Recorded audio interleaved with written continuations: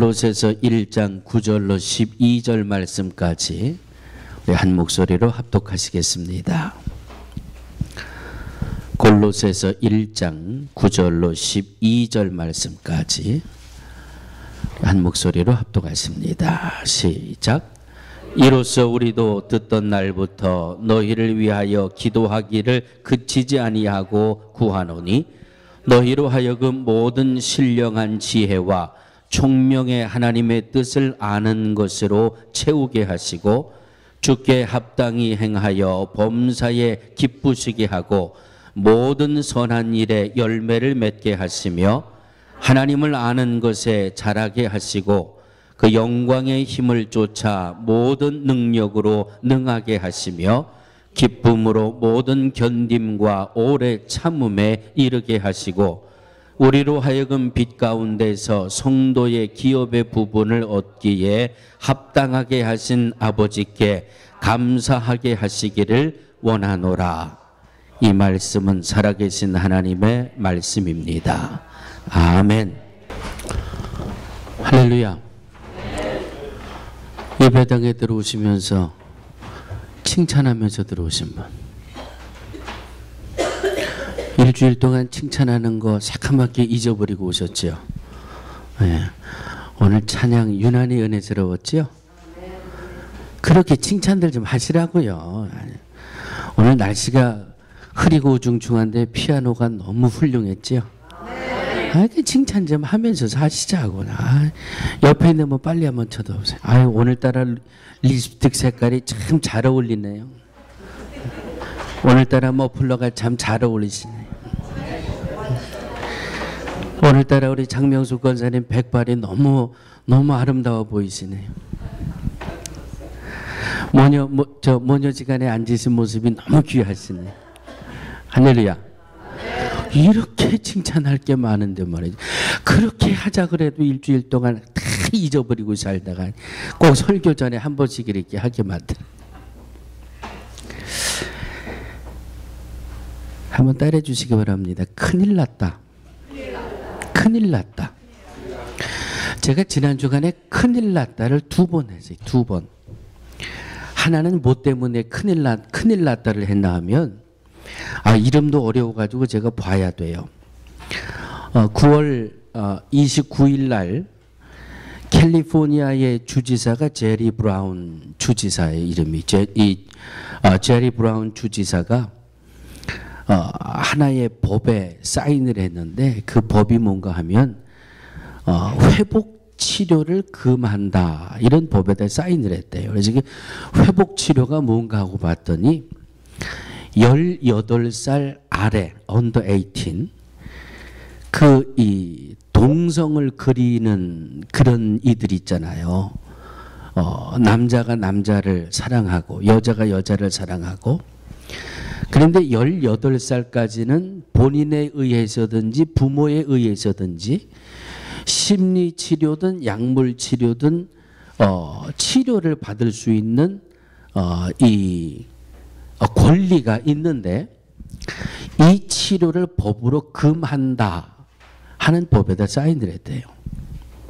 이 법이 2013년 1월 1일부터 캘리포니아의 주법으로 발효가 되는데 이제는 18살이 안 된 이 청소년들이 내가 왜 이성을 사랑하는 게 아니라 동성을 내가 자꾸 사랑하게 되는지 이것에 대해서 나는 심리치료를 받고 싶습니다. 아니면 그런 부모들이 아이들을 데리고 와서 의학적인 치료와 치료를 받고 싶습니다 해도 이제는 법으로 주법으로 받을 수 있는 권리가 없다는 거예요. 1월 1일부터 실효가 된다는 거죠. 이게 만약 18살이 안 된 아이들의 동성에 대한 것을 상담을 하거나 어떤 의학적인 치료를 할 때는 그 닥터가 가지고 있는 모든 라이센스를 다 캔슬 시켜버리도록 아주 엄하게 법을 하나 만들어 놨더라고요. 그걸 그 법을 가만히 보면서 큰일 났다. 큰일 났다. 이게 미국이라는 데가 그렇더라고요. 주마다 다 법이 다르잖아요. 그러니까 주가 한 나라예요. 이 뉴욕도 뉴욕주가 한 나라예요. 그러니까 이 뉴욕에서 법을 정해가지고 주지사가 사인해가지고 맨날부터 발효한다 그러면 이 뉴욕이라는 나라에서는 주법으로 뭐 막 하더라고요. 동성 결혼, 남자가 남자끼리 결혼해, 오케이 라이센스 준다. 주법으로 해가지고 주면 그대로 하잖아요. 메릴랜드에서도 시작하고 DC에서도 시작하고 뉴욕에서도 하고. 제가 이 소식을 들은 제가 큰일 났다 싶었는데 캘리포니아에 사는 모든 교회들이 아주 초비상이 걸렸어요. 초비상이 걸려가지고 이 법을 어떻게 다시 뒤집어 놔야 되느냐 아주 큰 고민에 빠졌어요. 아유 큰일 났다. 그리고 제 결론이 뭐였을 것 같아요? 큰일 났는데 그 결론은 그렇지 할렐루야 기도해야 되겠다. 캘리포니아에 있는 모든 교회들도 인종을 초월한 모든 교회들마다 기도하고 크리스찬들이 이것은 성경에 너무나도 위배되는 상치되는 그런 일이니까 이것을 다시금 뒤집어 놓을 수 있는 그런 방법들을 기도하면서 찾아야 됩니다 하는 일들을 시작을 하더라고요. 역시 믿음의 사람들은 기도밖에 없어요. 아멘. 자, 또 하나 큰일 났다. 뭐 때문에 제가 큰일 났다 싶었나 하면 시리아에서 박격포를 꽝 하고 쐈잖아요. 어디다가? 터키에다가. 시리아가 터키에다가 박격포를 쐈는데 제가 왜 큰일 났어요? 제가 아직은 소아시아 7교회를 못 가봤거든요. 네? 터키 성지를 제가 가야 되는데 시리아에서 박격포탄을 쏴가지고 주민이 5명이 죽고 터키에서 또 화딱지가 나가지고 또 대포 이 공격을 해가지고 또 군인들이 사상자가 나고 지금 시리아하고 터키하고 막 전쟁이 날 것 같이 불꽃이 튀잖아요. 아니 나 이거 초대 7교회도 가봐야 되고 내 터키의 성지순례도 가봐야 되는데 이거 큰일 났다. 이 두 가지가 저는 지난 한 주간 동안 큰일 났어요. 내가 큰일 났다는데 뭐 상당히 이렇게 불만들이 많으신 것 같은데. 네? 여러분 기사를 다 보셨죠. 첫 번째 큰일은 모르시는 분도 계실 것 같지만 두 번째 시리아와 터키 간의 전쟁은 다 들으셨을 거예요. 정치도 혼란스럽고요. 경제도 혼란스럽고요.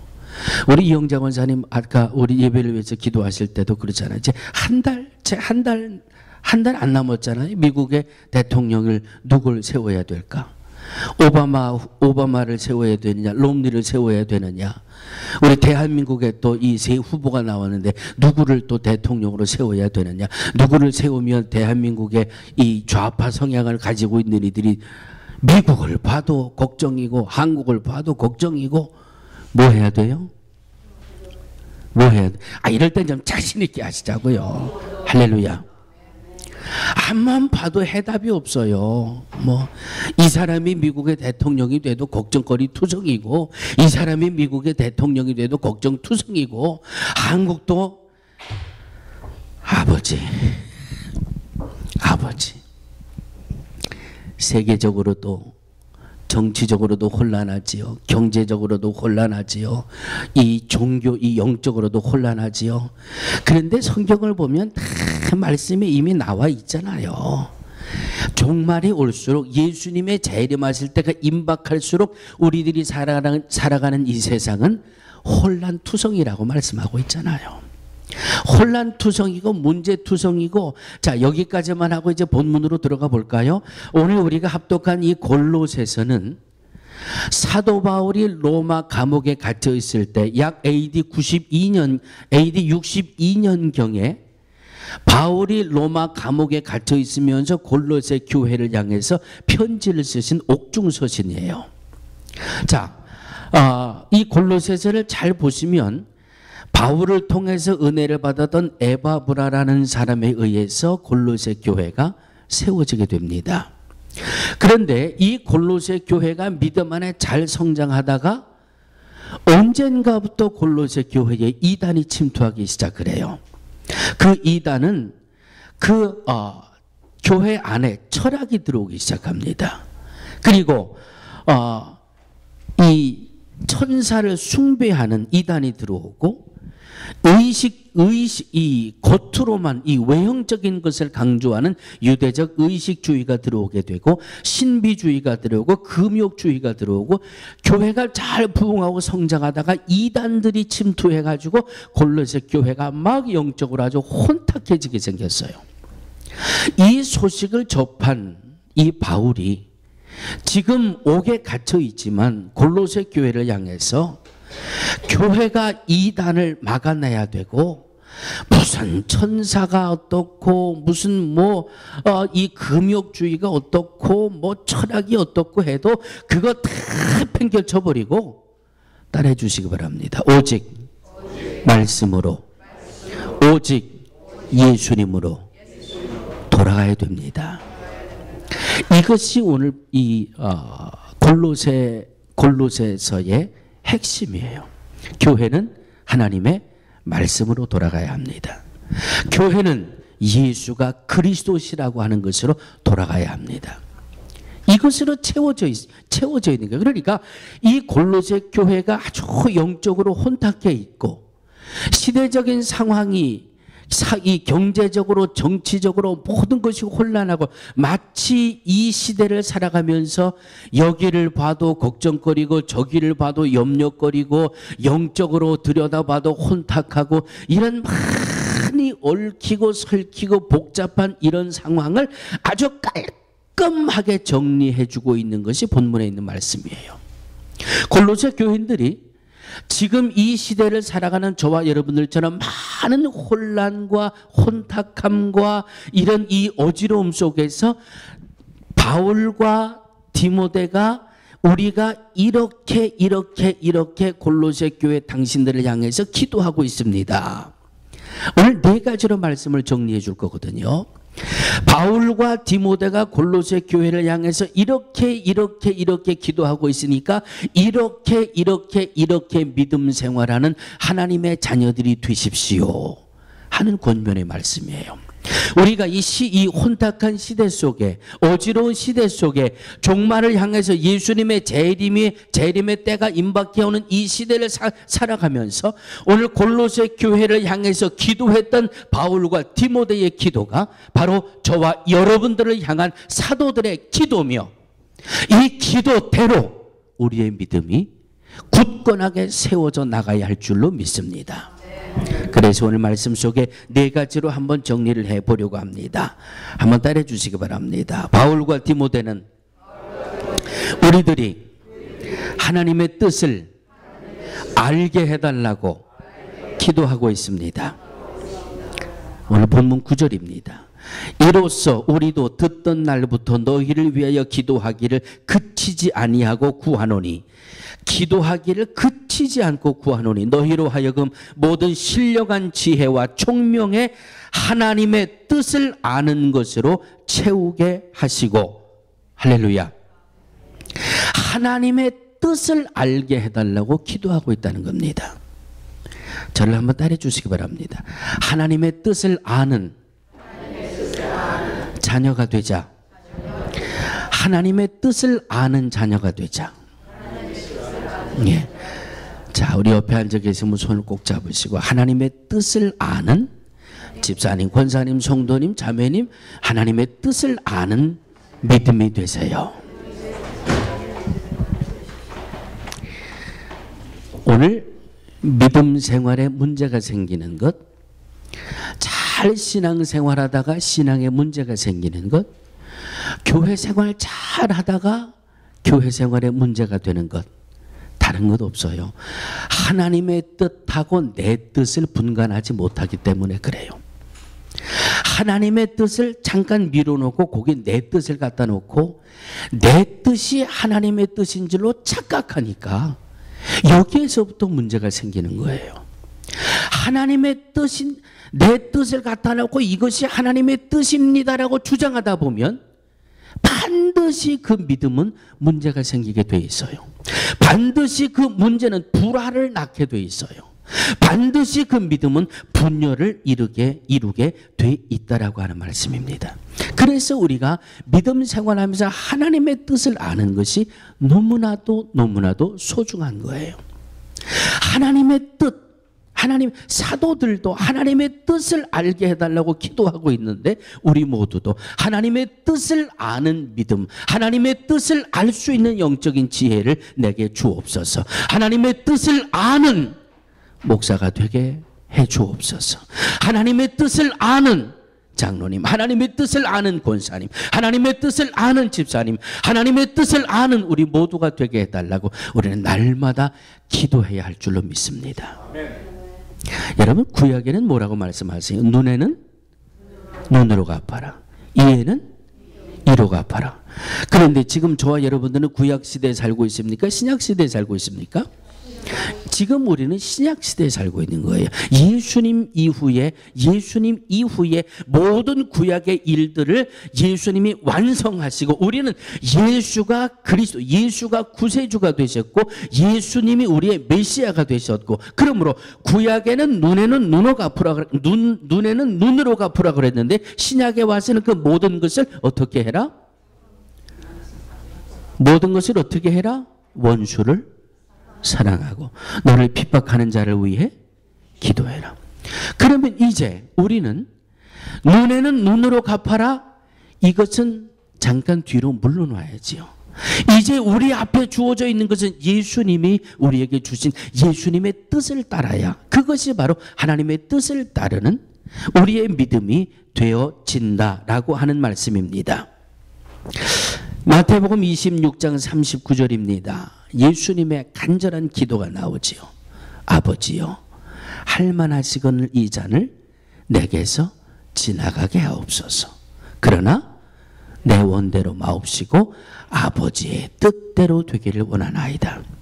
내 뜻은 이것이 지나갔으면 좋겠어요. 그런데 하나님의 뜻이 무엇인지를 예수님은 분명히 알고 계시기 때문에 땀방울이 땅에 떨어져 핏방울이 될 정도로 진하게 기도하시면서 내 뜻보다는 하나님의 뜻이 이루어지기를 위해서 예수님 기도하셨던 음성을 날마다 생각해내게 되기를 주의 이름으로 축원합니다. 원수를 사랑하고 핍박하는 자를 위해 기도해라. 선택은 저와 여러분들의 몫이에요. 하나님, 내가 믿는다는 것 때문에 양보해야 됩니까? 내가 믿는다는 것 때문에 손해봐야 됩니까? 내가 믿는다는 것 때문에 나만 참아야 됩니까? 선택의 몫은 저와 여러분들의 몫이에요. 어떤 것을 택하느냐에 따라서 어떤 행동을 하느냐는 바로 저와 여러분들의 몫이라고 하는 말씀입니다. 사도 바울이 사도행전 16장 보니까 열심히 기도했어요. 그리고 사도 바울이 기도하고 하나를 찾아냈는데 무엇을 찾아냈습니까? 아시아에 가서 선교해야 되겠다. 아시아에 가서 복음을 전해야 되겠다. 바울이요, 아시아에 가서 복음을 전하겠다고 이 하나의 결정을 이루어내기까지는요 얼마나 많이 기도했을 것 같아요. 얼마나 많은 아시아에 대해서 공부를 했겠어요. 기도하고 공부하고 하다가 나는 이제 아시아에 가서 복음을 전해야 되겠다. 이것이 하나님의 뜻이구나 믿습니다. 그리고 기도를 끝내고 준비를 하고 있는데 사도행전 16장 6절에 보니까 이런 말씀이 있어요. 성령이 아시아에서 말씀을 전하지 못하게 하거늘. 바울이 기도해서 하나님의 뜻입니다, 아멘 하고 결정하고 준비하고 있는데 성령이 그것을 막으시더라는 거예요. 7절에 보니까 무시아 앞에 이르러 비두니아로 가고자 했으되 예수의 영이 허락지 아니하시는지라. 예수의 영이 허락지 아니하시고, 또 9절에 보니까 이 9절 이하에 보니까 하나님의 뜻은 바울을 어디로 가는 거예요? 마게도냐로 가는 거예요. 환상 중에 마게도냐 사람이 바울을 오라고 손짓을 하니까 바울이 얼마나 기도했겠어요. 예? 아시아로 가고자 했던 그 뜻을 접고 환상 중에 보여주셨던 마게도냐로 가라고 하는 것이 하나님의 뜻이구나, 이것을 결정하기까지 바울이 얼마나 많이 기도했겠어요. 나는 이미 기도하다가 확신하고 정했는데 성령이 허락하진 않아요. 예수의 영이 허락질 않아요. 이만큼 바울은 성령에 속한 사람이에요. 환상 중에 그의 길을 막고 마게도냐로 인도하시는 그 하나님의 인도하심을 보고 깨달을 정도로 바울은 기도하는 사람이었어요. 사랑하는 성도들이요, 내 뜻과 하나님의 뜻을 분간할 수 있는 지혜는 어디에서 나오는 줄 아십니까? 말씀에서 나와요. 두 번째는 어디에서 나와요? 기도에서 나와요. 사도 바울을 통해서 분명하게 보여주신 거예요. 내가 아시아에 가서 복음을 전해야 되겠다. 하나님이 그 걸음을 막으시잖아요. 막고 환상 중에 마게도냐를 보여주시는데 이게 하나님의 뜻이구나. 아멘. 그리고 접고 마게도냐의 길을 택했을 때에 가는 곳마다 성령이 함께 하심으로 얼마나 크고 놀라운 이 영혼 구원의 역사를 이루어냅니까? 사랑하는 성도들이요, 하나님의 뜻을 분별할 수 있는 영적인 지혜가 충만하시기를 주의 이름으로 축원합니다. 하나님의 뜻을 분간할 수 있는 성령의 충만함이 우리 안에 날마다 머물게 되기를 주의 이름으로 축원합니다. 시대가 혼란하고 영적으로 혼탁한 이 시대에 우리들이 가장 지혜롭게 살아갈 수 있는 방법은 바로 하나님의 뜻을 분별할 줄 아는 지혜예요. 그래서 내 뜻을 앞세우고 나를 고집하는 것이 아니라 말씀을 통해서 깨닫게 해주신, 기도를 통해서 성령의 감동으로 알려주신 하나님의 뜻을 앞세우고 하나님의 뜻을 위해서라면 나를 포기할 수도 있고, 하나님의 뜻이라면 나를 포기하고 하나님의 뜻을 따를 수 있는 우리의 믿음이 되어져야 한다라고 하는 말씀입니다. 자, 두 번째, 바울과 디모데가 어떻게 기도하고 있는지 두 번째 말씀을 보니까 오늘 10절입니다. 한번 따라해 주시기 바랍니다. 범사에 하나님을 기쁘게 해드리기 위해 기도하고 있다. 골로새 교회가 범사에 하나님을 기쁘게 하는 성도들이 되게 해달라고 바울과 디모데가 기도하고 있어요. 오늘 이 말씀을 통해서 저와 여러분들이 서 나가야 하는 이 믿음의 길은 누구를 기쁘시게 하자? 하나님을 기쁘시게 하는 믿음이에요. 우리 교회의 고린도후서 5장 9절 말씀과 일치하는 말씀이지요. 하나님을 기쁘시게 해드리는 일에 우리는 열심을 다해야 합니다. 왜 하나님을 기쁘시게 하는 믿음 생활을 해야 되느냐? 왜 하나님을 기쁘시게 해드리는 믿음 생활을 해야 돼요? 모든 질문의 대답은 성경에 있다. 우리의 믿음이 하나님을 기쁘시게 해드려야 할 이유는 우리가 먼저 받았기 때문에. 구원이라고 하는 엄청난 기쁨을 받았잖아요. 영생이라고 하는 엄청난 것을 받았잖아요. 받았으면 갚을 줄도 알아야지요. 여러분, 교제한다는 거죠. 교제. 이 교제라는 것 결국 어디에서부터 시작돼요? 주고 받고, 받고 주고. 교제는 이거예요. 옆에 있는 분 옆에 있는 분 눈을 한번 가만 쳐다보세요. 옆에 있는 분. 자, 옆에 있는 분이 나한테 원웨이로 100번 전화를 했어요. 근데 원웨이로 나는 전화만 받았지 나는 전화를 리턴을 안 했어요. 그러면 그 관계는 화목의 관계예요? 아니에요. 사람이 말이죠, 인내도 정도가 있지. 내가 100번이나 먼저 전화하다 보면 처음에는 괜찮은데 시간이 자꾸 지나다 보면 이 사람이 나를 무시하나? 이 사람 오래 사귈 사람 못 되네. 이 사람 나하고 가까이 할 만한 사람이 못 되네. 그 다음부터는요 전화 안 하게 되는 거예요. 그러면 관계는 끝나는 거예요. 교제라는 것은 오고 가는 게 있어야지요. 하나님이 우리에게 얼마나 엄청난 것을 주셨습니까? 구원이라는 것을 주셨고요. 영원한 생명이라는 것을 주셨어요. 그러므로 우리는 하나님을 기쁘시게 해드리는 이 믿음을 살아가기에 충분한 이유가 된다라는 말씀이에요. 받았으니까 나도 뭔가를 드려야 하나님과 교제를 할까요? 교제를. 잘 한번 기억해 보세요. 하나님은 전능하신 하나님이에요. 창세기 1장을 보니까 엿새 동안에 우주 만물을 창조하신 분이에요. 그리고 그 창조하신 것을 다 우리에게 복으로 주신 분이에요. 이 몽땅 다 너희들이 가지고 이것 가지고 생육하고 번성하고 충만하고 다스리고 그냥 몽땅 가져라. 할렐루야. 그러면 그냥 그 다음부터는 입만 벌리고 있으면 채워주셔야 될 거 아니에요. 예?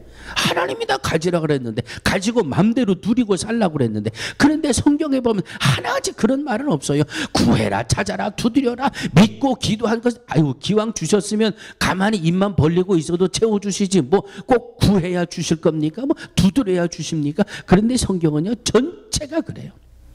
구해라, 찾아라, 두드려라, 믿고 구한 것을 받은 줄로 알아라. 믿음의 기도는 병든 자를 구원할 것이다. 온전한 11조를 창고에 들여 나의 집에 양식이 있게 하고 나를 시험해봐라. 많은 사람을 옳은 대로 돌아오게 한 자는 하늘의 이 별과 같이 영원히 비추게 하리라.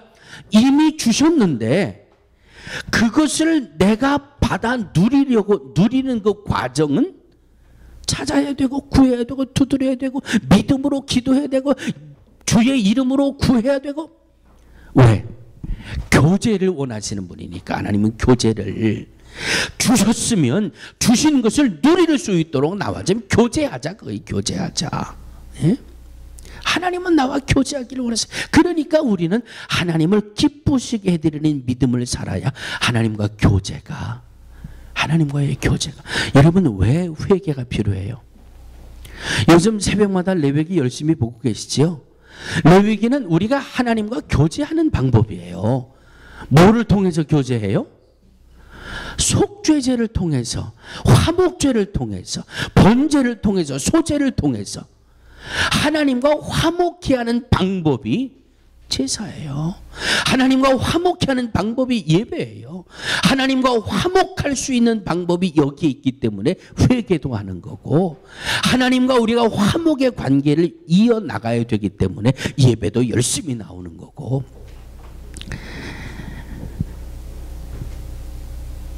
다윗에게 하나님이 이런 말씀을 하셨어요. 너는 외모를 보거니와 나는 중심을 보느니라. 그리고 다윗을 보고 하나님이 이는 내 마음에 합한 사람이라. 할렐루야. 다윗이 과연 어떤 믿음을 가졌기에 내 마음에 합한 사람이라고 그렇게 이야기했는가? 아주 짧게 정리해 보면 다윗은 순종하는 사람이었어요. 기도하는 사람이었어요. 겸손한 사람이었어요. 회개하는 사람이 있어요. 죄를 가리고 덮으려고 하는 게 아니라 죄가 드러나면 그냥 주여 잘못했습니다, 용서해 주세요, 즉시 두 손 들고 회개하는 그런 회개하는 사람이었고요. 겸손한 사람이었고요. 그냥 말씀에 순종해서 골리앗 앞에도 담대히 뛰쳐나갈 수 있었고요. 하나님의 마음에 합한 믿음, 하나님의 마음에 합한 믿음, 바로 하나님과 교제하는 성도. 하나님과 교제한다는 것은 바로 하나님을 기쁘시게 해드리는 믿음이라고 하는 말씀입니다. 사랑하는 성도들이여, 하나님의 마음에 합한 우리 모두가 되어지기를 주의 이름으로 축원합니다. 세 번째, 11절에 보니까 그 영광의 힘을 쫓아 모든 능력으로 능하게 하시며, 능력 있는 신앙인이 되시기를 주의 이름으로 축원합니다. 능력 있게 믿음 생활하세요. 자, 옆에 분 보시고 능력 있게 믿음 생활하세요. 비실비실하게 믿음 생활하지 말고, 비실비실하게 믿음 생활하지 말고 능력 있게 믿음 생활하세요. 혹시 돌제비 손주 있으신 분? 네? 이영자 권사님. 자, 둘째가 지금 첫들 조금 지났죠? 걸음마 잘해요? 뛰어요? 아이, 그럼 돌잡이 안 된 아이들이 한 8달부터 일어서려고 하잖아요. 뭔가를 잡고 자꾸 일어서려고 해요. 빠른 아이들은 8달부터 걸음마를 해요. 9달, 10달, 11달 돌이 지나가면, 여러분 돌잔치 때 아이들이 돌떡 나누잖아요. 걸어 다니니까. 그런데 아이들이 빨딱빨딱 잘 걸어 다녀요? 아이, 걸음마 하는 거 보면 얼마나 참, 아유, 그냥 이 붙들고 일어나다가 발랑 뒤로 자빠지고 말이죠. 네? 그냥 덜덜덜덜 떨면서 한 걸음 두 걸음 올리다가 또 그냥 나가 자빠지고. 왜 그래요? 왜 그런지 아세요? 왜 그러긴 왜 그래요? 애기니까 그렇지. 뭐가 저렇게 심각하게 이유를 찾으려고 합니까? 애기니까 넘어질 수밖에 없어요. 예? 그런데 다 큰 어른이 한 걸음 두 걸음 걷다가 그냥 자빠져 보세요. 뭐라 그래요? 아이고, 술 취했구만. 어른들이 되면 그렇게 달라지는 거예요. 아이들은요, 그냥 넘어지면 아이고, 이 녀석 그냥 달려가 안아줘도 이쁘잖아요. 여러분, 이 어린 아이들 다 보셨잖아요. 저도 아이들 다 키워봤으니까. 이 참 웃기는 게 말이죠. 별것도 아닌 것 가지고 죽기 살기로 울어요. 예? 이가 달라고 그냥 앞만 봐도 아무것도 아닌데 그냥 또 그것만 달래. 더 좋은 거 줘도 소용없어. 그냥 그것만 달래. 그냥 그것만 달래. 그래서 그거 줘요. 그러면 지가 언제 울었는지, 콧물이 있는지 눈물이 있는지도 몰라. 그냥 그거 가지고 희죽거리고 웃고 말이죠. 그런데 한 5분 10분 지나다 보면 이걸 울고 불고 달랬는지 기억도 안 하고 그냥 팩 집어던져버리고 그냥 딴 거 가져 또 그냥. 얼마나 웃겨요. 왜 그래요? 애기니까 그래. 애니까. 네? 애니까 그럴 수밖에 없어요. 그런데 언제부터 달라집니까? 철들면서 달라져요. 자라면서 달라져요. 애기 때는요, 달래는 것밖에 없어요. 달래는 거 가지고 만족해요? 아이고, 만족이 어디 있어요? 왜? 어리니까, 아이니까. 그런데 점점 자라면서 어떤 게 더 좋은 건지를 알게 돼요. 그때부터는 좋은 것만 찾아요. 왜? 자랐으니까. 성장했으니까. 우리의 믿음도 다를 거 없어요. 우리의 믿음도 똑같아요. 우리의 신앙생활도 똑같은 거예요. 예? 1년 전이나 1년 지난 지금이나 똑같아요. 따라하시기 바랍니다. Big problem. 이건 문제도 보통 큰 문제가 아니에요. 1년이 지났는데도 그냥 징징징징 만족함도 없고 남을 배려하는 것도 없고 주인 건 나눠줄 줄도 모르고 10년이 지나도 믿음 생활에 성장이 없다면 이건 문제도 심각한 문제예요. 10년이 지나도 믿음의 성장이 없다. 1년이 지나도 믿음의 성장이 없다. 이유는 딱 하나예요. 10년 동안 성경 한번 제대로 안 봐서 그래요. 1년이 지나도 맨날 믿음이 제자리 걸음이다. 이유는 딴 거 없어요. 성경 안 받고 기도 생활 안 했고요. 목사가 하려는 대로 안 해서 그래요. 아멘? 뭘 또 아멘 소리가 이렇게 조금 해. 속으로는 크게 아멘 하시면서. 다른 거 이유 없어요. 믿음 생활의 테스트는 다른 거 없어요. 신구약 66권이에요. 성경을 보면서요. 말씀을 보면서 이건 해야 되는 거구나. 이건 하지 말아야 되는 거구나. 말씀을 보면서 깨달아지는 거예요. 이럴 때는 이렇게 베풀어 주는 거구나. 이럴 때는 이렇게 양보하는 거구나. 이럴 때는 이렇게 죽기 살기로 매달리는 거구나. 이럴 때 이렇게 하니까 하나님이 더 큰 것으로 주시는구나. 어디에서 찾아요? 성경에서 찾아요. 성경에서 찾고 성경을 보면서 자라고 성경대로 하다가 믿음이 성장하는 거예요. 그런데 1년이 지나도 10년이 지나도 믿음에 자라는 성장의 모습이 없고 그저 허구한 날 한 걸음 뛰고 자빠지고 두 걸음 뛰고 자빠지고 손에 있는 것이 얼마나 보배스러운 건지도 모르고 어떻게 해야 하나님이 더 크게 은혜를 쏟아 부어주는지 그것도 모르고 왜? 말씀을 봐야 알지요. 성경에서 그 비결을 찾아내야 알지요. 그러므로 능력 있는 믿음 생활, 능력 있는 신앙 생활 하려면 다른 것 없어요. 성경 많이 보셔야 돼요. 성경 많이 보시고 말씀에서 깨달은 대로만 하시면 돼요. 말씀이 하라고 아멘, 말씀이 하지 말라고 아멘. 아, 이런 사람들이 이렇게 어려움을 당할 때 이렇게 기도하더니 하나님이 이렇게 역사하셨구나. 야, 이 사람은 이렇게 큰 병에 걸렸었는데 이렇게 하니까 예수님이 즉시로 고쳐주셨네. 아멘, 나도 이렇게 해봐야지. 그러면서 우리의 믿음은 성장하는 거예요. 그 다음은 뭐예요? 그 다음은 따라하시기 바랍니다. 이럴 때는 목사가 잘난 척 좀 해야지.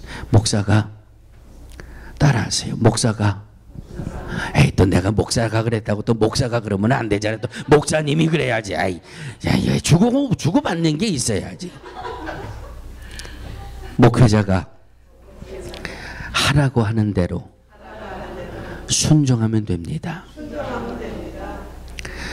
성도들을 양육하는 목회자의 모든 양육의 방법은 하나님의 뜻을 묻고 양육하는 겁니다. 이런 고민이 있고 이런 아픔이 있고 이런 환경이 있을 때 성경을 통해서 어떻게 헤쳐나가야 될까? 성경을 통해서 어떻게 권면을 해줘야 될까?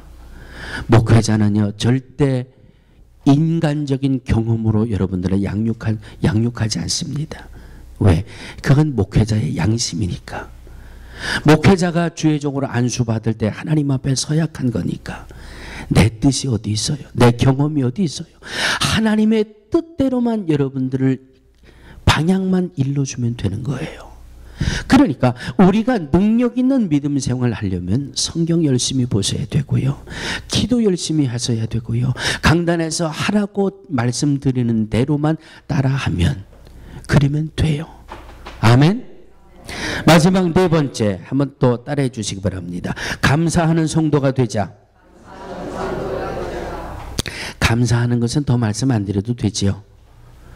주신 것에 감사할 줄 알아야 되고 받은 것에 감사할 줄 알아야 되고 주신 것이 무엇인지를 알고 감사하고 받은 것이 뭔지를 알고 감사하면 주실 것이 무엇인지도 알고 감사하게 된다라고 하는 말씀이에요. 이것이 우리의 감사 생활이 돼야 돼요. 사랑하는 성도들이요, 모든 삶의 모습들이 염려거리 투성이고 걱정거리 투성이고 왜? 예수님 오실 때가 다 되오니까. 모든 사람들이 말하는 것처럼 종말의 때가 되오니까